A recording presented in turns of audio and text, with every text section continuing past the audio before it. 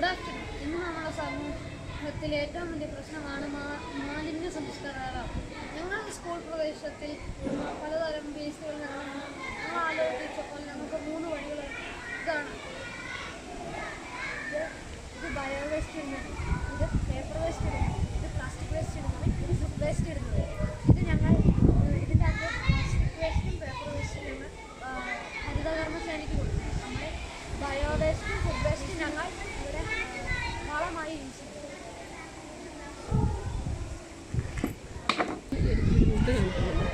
ഇത് 2 ലെയറുകളായ ഒരു പാത്രമാണ്. ആദ്യത്തെ ലെയർ ചാണകപ്പൊടിയും രണ്ടാമത്തെ ലെയർ ചാണകപ്പൊടിയും ഇടുന്നു.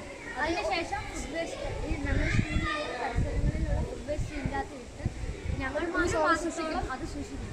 അതിനുശേഷം ഞങ്ങളുടെ പച്ചക്കറികൾക്കെല്ലാം വളമായി ഇത് യൂസ് ചെയ്യും. ഇത് മൊത്തം